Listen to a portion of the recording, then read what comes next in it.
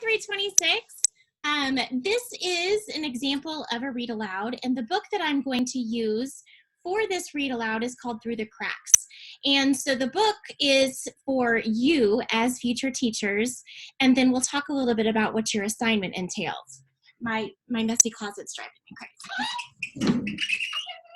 That's as good as it's gonna get because I throw a lot of things in there. Okay, so the reason why we're doing a read aloud, and yes, I am going to read through the book with you, is I want to model what I expect in a read aloud.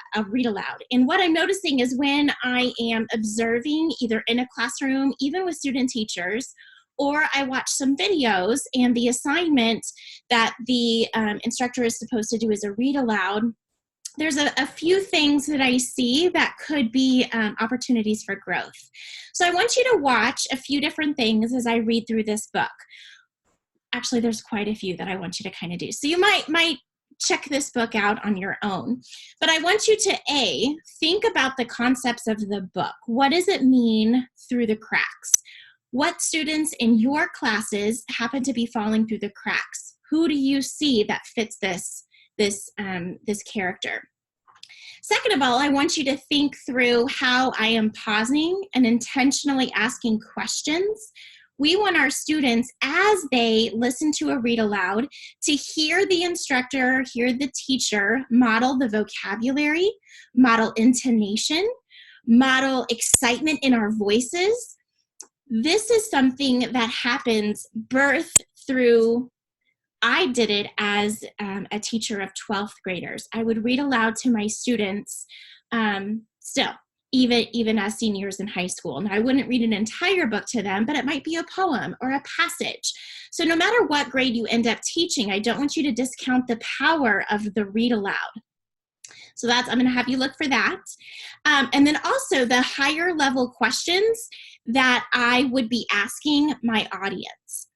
Now, typically, a read aloud is going to be done when you're in front of your students. It's not always going to be something that translates well to an online platform. There's other ways to do that. But for the purpose of today, I'm going to pretend that I have an audience. So when I ask you to turn to your partner or think, pair, share, I want you to envision that I'm talking to a group of individuals. If we were having this class on campus, you would turn to your college peer and have a conversation. So the questions that I'm going to be asking is for my audience of future teachers. So I want you to kind of come into my classroom, and this would be what it would be like if we were face-to-face.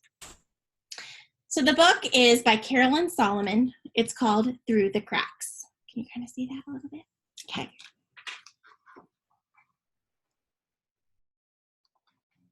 Hey, I'm here, down here. Sorry I'm a little out of breath after climbing that E, but you were going to turn the page and you didn't even see me, and I'm the one who's supposed to tell you this story. Oh, my name is Stella, by the way, and it's a story that you gotta hear, because kids like you and kids like me, all these kids are shrinking, see, and I don't think anyone even notices. Oh, well, okay, now you can turn the page. So we're at their school.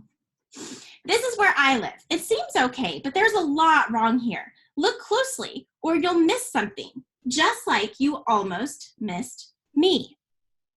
So I want you to take a look at these pages, and what is it that you can see? If you look closely at the building, look closely at the area around the school, what is it that you see, and what could Stella be meaning that we almost missed? Here's my school. You know, I could hardly wait to go to school when I was little. Well, I mean, like little like when I was younger, not little like now that I've shrunk. I was so excited on my first day. I didn't need any alarm to wake me up. No way. I felt so big and so important and so full of wonderful ideas that I thought I would burst just like a balloon. School would be an adventure where I could do anything and everything.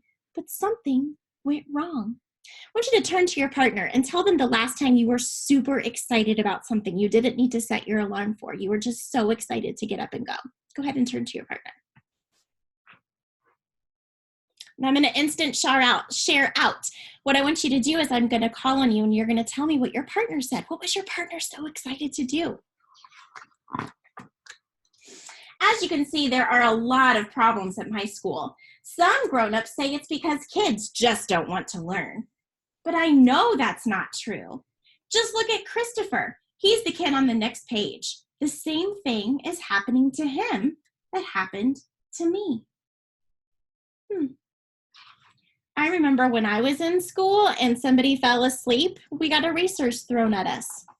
I wonder what we could do to keep our kiddos more motivated, more engaged. Christopher has been getting smaller every day. He sits at his desk and he watches his teacher write on the board. He watches the letters and numbers being written and erased. Boring, he thinks.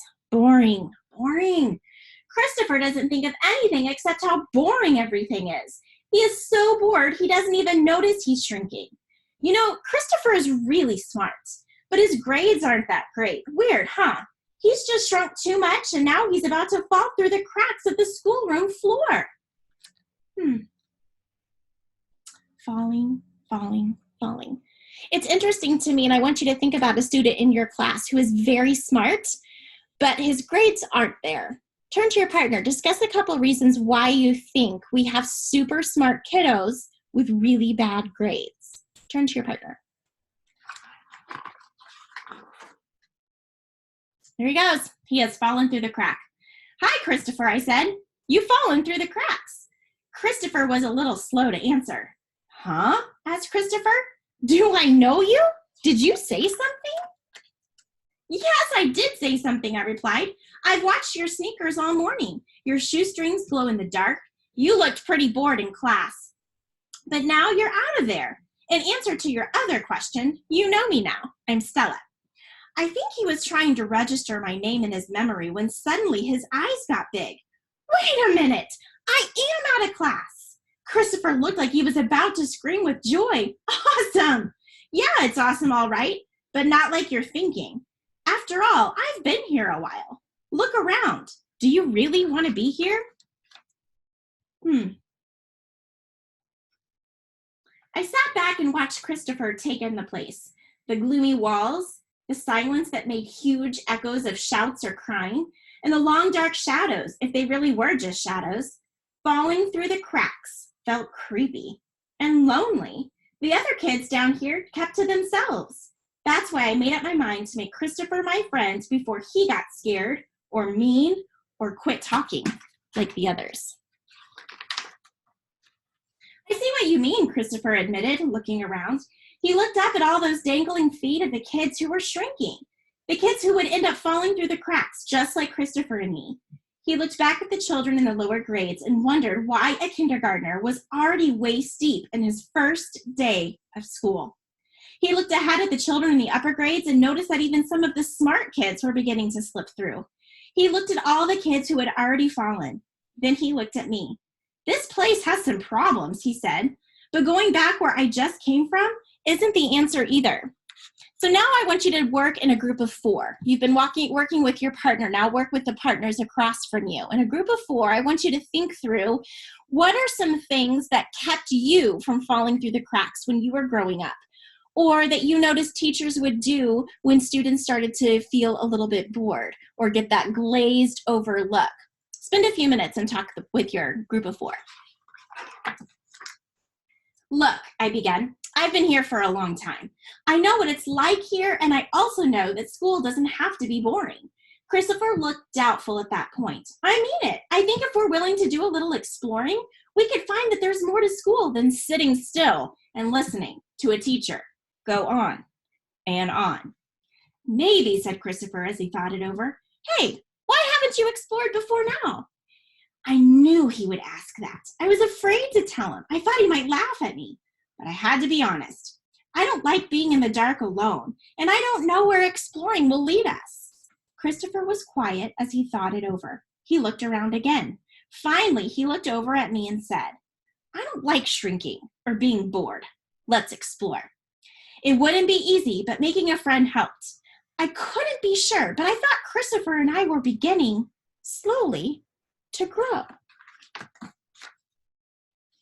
As we moved along, it was dark, but in the distance, we could see the faintest of lights. There were noises too, voices, but we couldn't quite make out the words, and laughter that made us feel sad instead of happy. I almost stopped right then and there. I think Christopher was afraid too, but we had to keep going. We crawled through the nearest light. You know, I expected it to get brighter as we got closer, but it didn't.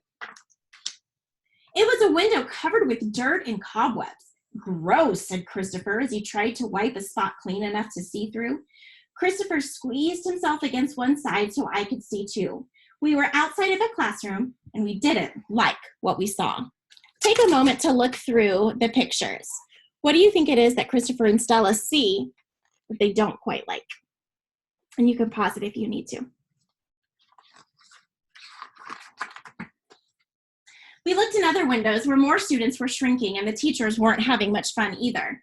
Christopher, I said once as we watched a group of students all staring at one blackboard, does this remind you of anything?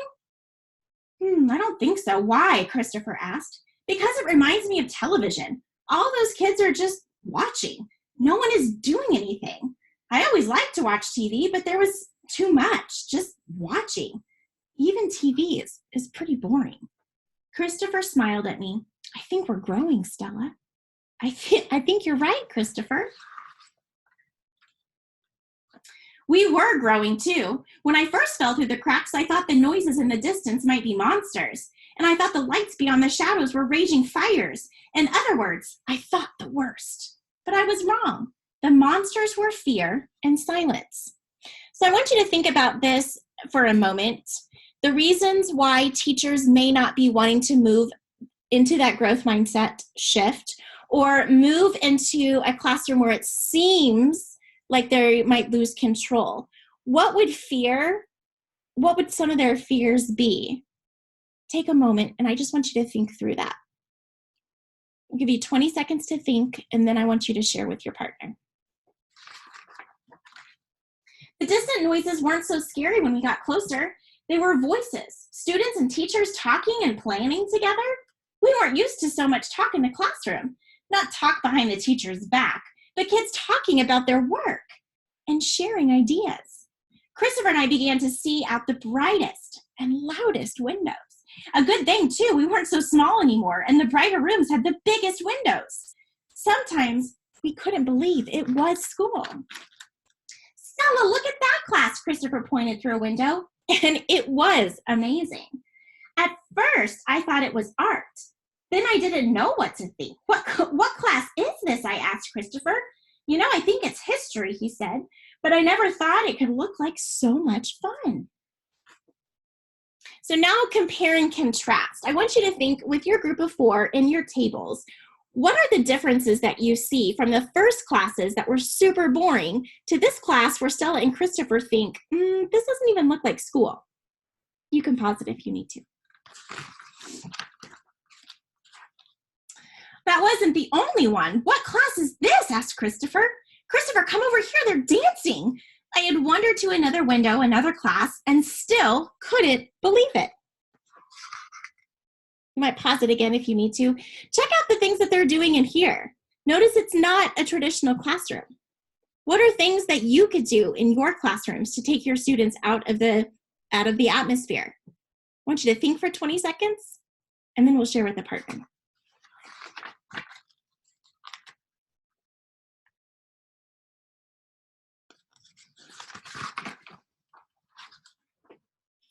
I never thought I'd say this, but school isn't boring after all.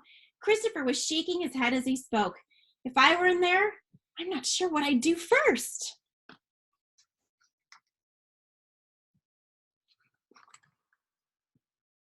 Christopher, I don't see a single shrinking student over here. I was looking in the English class at this point. No kidding, he asked as he hurried over there. No kidding. It seemed we saw millions of ways to do things, to learn things. We saw all kinds of possibilities and all kinds of people with new and exciting ideas. Everyone was working together. Some people were good with numbers, others were good with words, and still others were good with pictures. Hey, Stella, something is happening. Christopher was right. The light was getting brighter, and I felt different.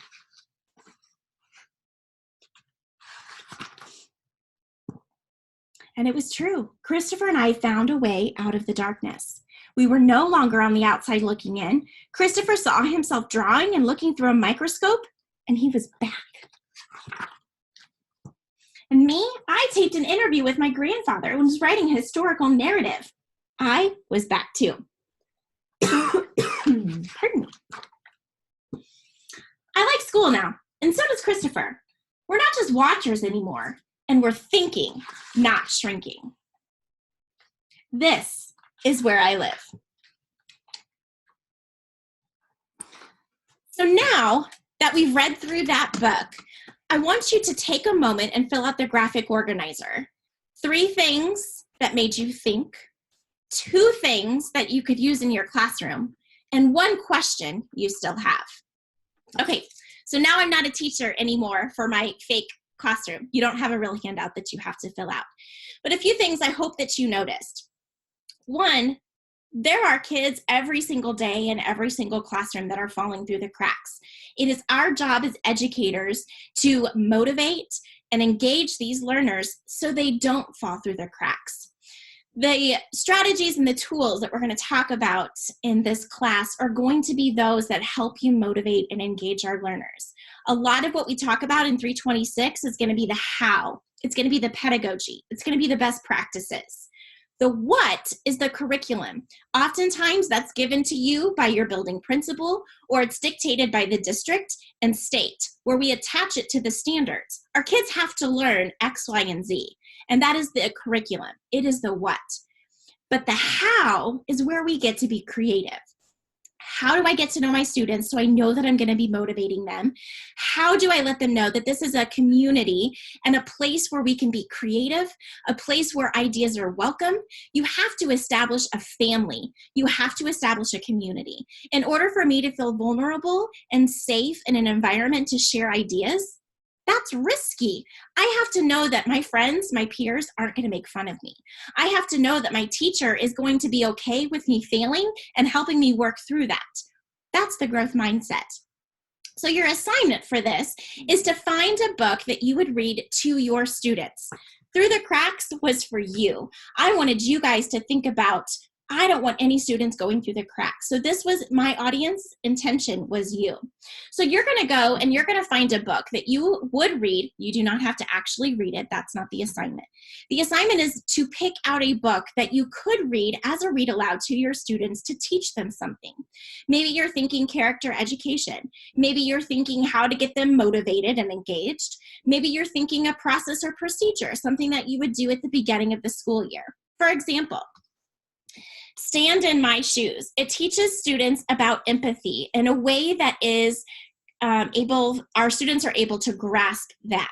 So I want you to do the same thing. I want you to think through a book. If I were just going to use this as an example, I would go through and look at the different words and vocabulary, the ideas and the themes. And just like I modeled for you with Through the Cracks, I want you to think about the questions that you would ask your students. How would you have them interact? Is it going to be a class where they can just talk and have a conversation? Maybe it's where they talk and have a conversation with partners, but then you instant share out. And I call in a couple people as the teacher. Tell me what your partner shared. Maybe it's going to be smaller group, or maybe it's a journaling experience. I want you to think through, how are you going to get them to understand the concept of the book that you want them to know, and how are you going to get them to engage? If I just read you that whole book, your educators, you would sit there and probably listen, but I know there's some of you that are like, yeah, I'm not going to listen to your voice for 20 minutes. I don't think it's been 20 minutes yet. But I need you to interact. I need you to engage. And so that's where those questions come into play. And I want you to be able to talk. Our brains work better when we're doing something. So if you have any other further questions, don't hesitate to email me. But I hope you enjoyed this little read aloud model.